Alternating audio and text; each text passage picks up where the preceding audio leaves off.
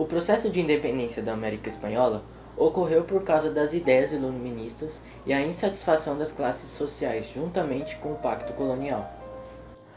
O processo de independência foi dividido em 3 fases. Os movimentos precursores, de 1780 a 1810, as rebeliões fracassadas, de 1810 a 1816, e as rebeliões vitoriosas, de 1817 a 1824. Os movimentos precursores.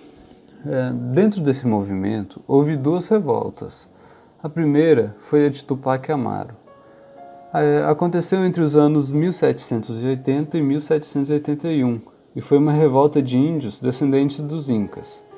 Esses índios eles habitavam a região dos Andes. Eles tentaram resistir por 40 anos ao invasor espanhol.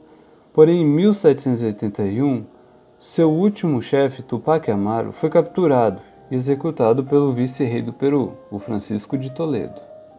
A outra revolta foi a de Francisco Miranda, onde Bolívar convocou Francisco Miranda para assumir o exército venezuelano.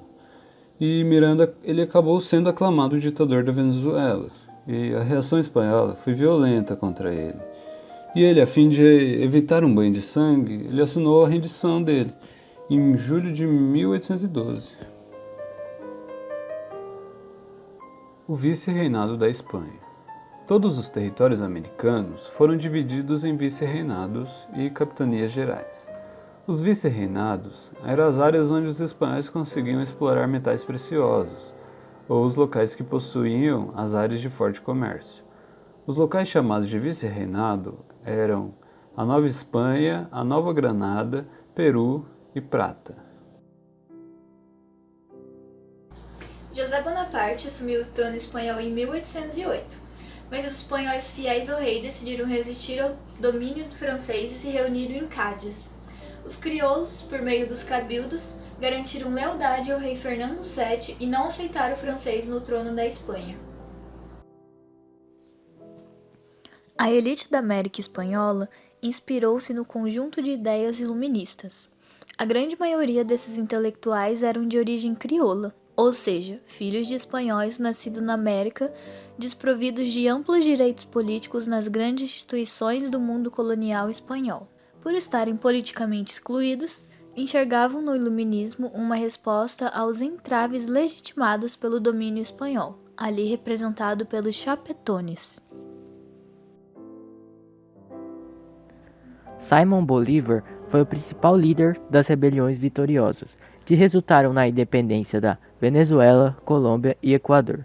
O Haiti, por ser um país independente, forneceu apoio militar em troca de abolição da escravidão em todos os territórios conquistados por Bolívar. Outro grande líder foi José San Martín, que garantiu a independência do Peru, Chile e Argentina.